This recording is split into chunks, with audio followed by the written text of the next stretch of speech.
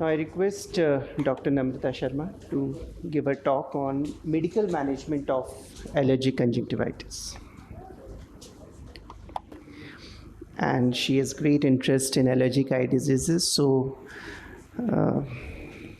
let's see what she delivers to all of us. Thank you, Dr. Alok. And I would like to thank ICEDA for making me a part of this very important course. And I would be talking to you about medical management drugs available in our armamentarium. So this may not be the most updated presentation because I was told only a couple of days before. So nevertheless, it covers almost everything. So the treatment modalities include the anti-allergy therapy, the anti-inflammatory therapy, lubricants and lifestyle management, surgical treatment, which I'm sure Somshila has talked to you about, and treatment of complications. This is essentially for vernal keratoconjunctivitis with symptoms, but this would also be true for any ocular allergy, and this is the flowchart that we normally like to follow. So if you look at the pharmacological measures, there can be anti-allergic drugs, anti-inflammatory drugs, lubricants, and systemic therapy. And in the anti-allergic therapy, you have topical antihistamines, mast cell stabilizers, or dual-acting drugs. The mast cell stabilizers are drugs like sodium chromoglycate and nidochromal sodium, which inhibit the mast cell degranulation.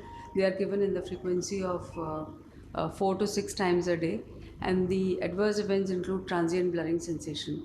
The topical histamines are like levocabastin hydrochloride and imidestin, and these are histamine receptor antagonists. Again, they are given in QRA doses, but they may also cause transient burning and dry sensation. Dual acting would have features of both, which include olopatadine, which we are very familiar with, also bepotastine ketotifen, and basically they are a combination of histamine receptor blockade and mast cell stabilizing properties.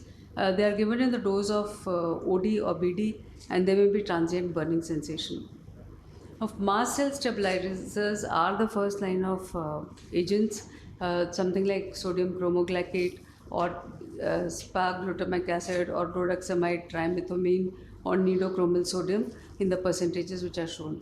And the mechanism of action is that they inhibit the mast cell degranulation, so they prevent the release of cytokines, which causes the membrane stabilizing action. And the rhodoxamide also inhibits the eosinophil activation and degranulation. Nidochromal, on the other hand, acts on multiple cells. Frequency is 4 to 6 times a day, and there are hardly any side effects. Topical histamines, the problem with them is that they do induce some kind of a dry eye. They block the inflammatory effect of the endogenous histamine, preventing the pro-inflammatory cytokine secretion.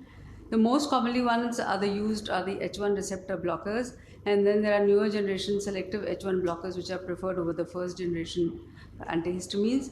For example, levocabastin hydrochloride 0.5 or 0.05% and imidestin difluoromate, which is 0.05%. Now, the dual acting agents, like I said earlier, would act on the histamine receptor and block it and also stabilize the mast cells.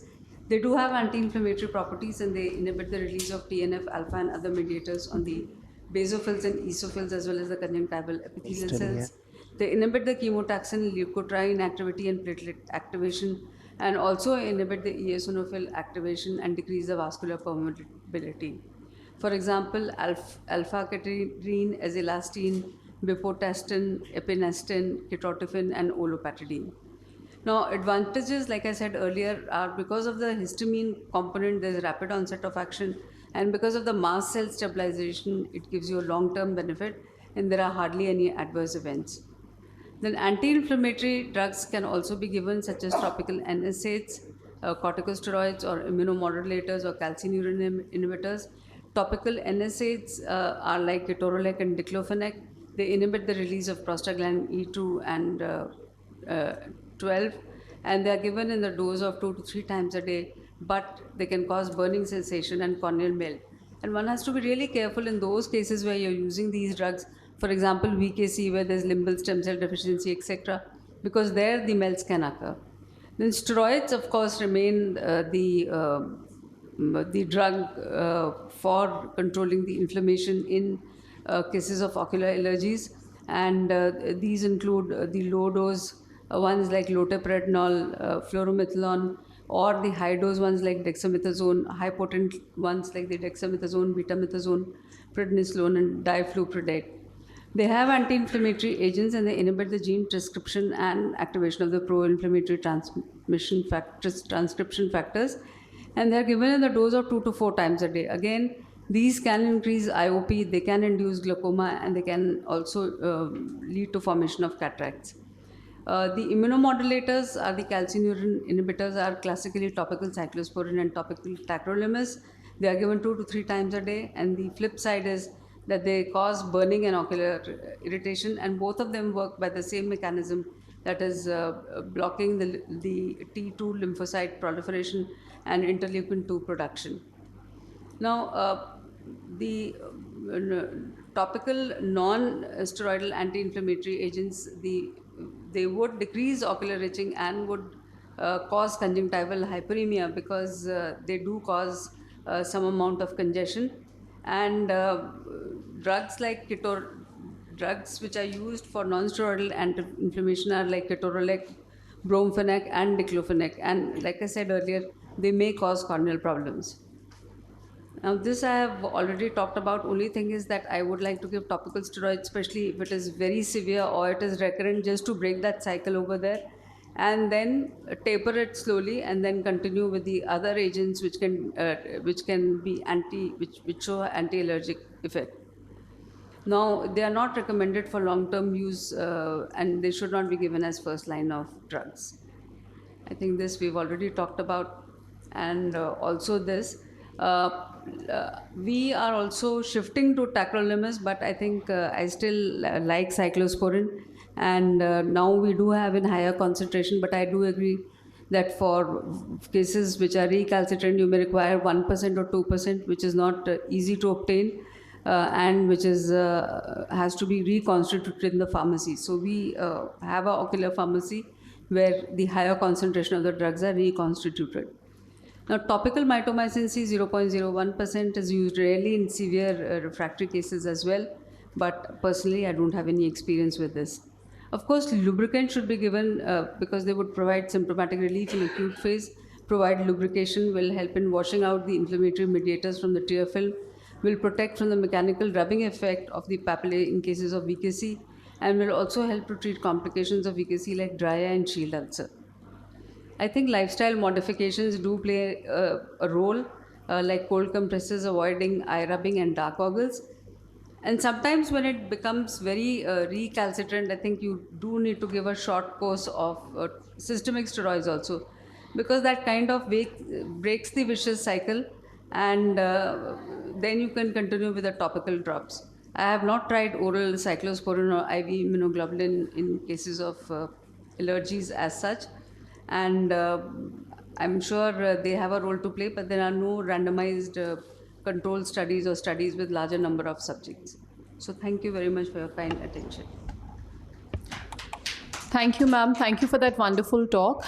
We would just to have a discussion. What would be your indication? What would be your indication to start oral immunosuppressive or systemic immunosuppressive therapy for these patients? And what cases would you choose? Would it be based on severity, or would it be based on relapses? How would you decide which patients to choose for? So it will be based on both. If the cases are severe, more for recurrences than for severity. But if the cases are severe, then like I said earlier, if you give short course of systemic steroids, it really doesn't matter, because that kind of just breaks the cycle, and then vicious cycle that is happening because of the allergen. And then you can continue with your topical medications.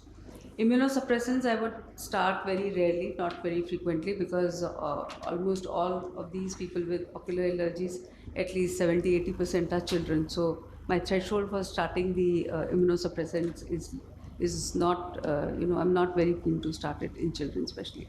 Ma'am, any experience with omalizumab in these patients? Not used.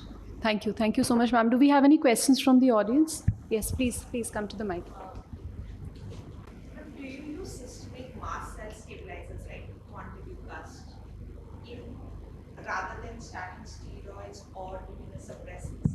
Like you would start for, say, atopic dermatitis or allergic allergic rhinitis, or the child has other systemic atopies like, getting those early morning coughs and all. So sometimes I would put for 2 to 3 months on Montelukast, 4 milligrams Monter kid.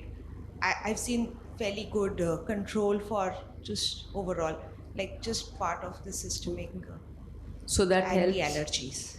Okay. Because I don't use it, but yes, I agree. If they are having other systemic components also of allergy, then possibly you can start them. But for Since they are isolated non-steroidal yeah. and non-immunosuppressing, don't suppress that. So for isolated ocular allergies, I have not started. Thank you.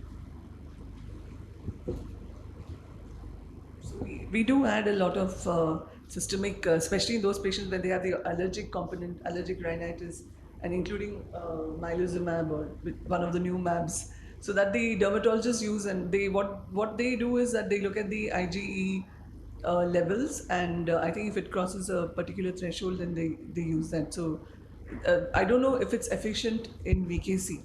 So, but systemic allergy, they use it, and if the IgG levels are high, I think it sounds sensible to start it. But Montelukast and other such agents, good old cetirizine in our non-affording patients, or leflunomide, or these are some of the other agents that we can use which are safer than using oral steroids, for example, or oral long-term immunosuppression. So if they help, they help. So sometimes one of our teachers, Dr. Sangwan, keeps saying that you keep the patient and family busy. So their attention is diverted from the problem and they're thinking of something or the other.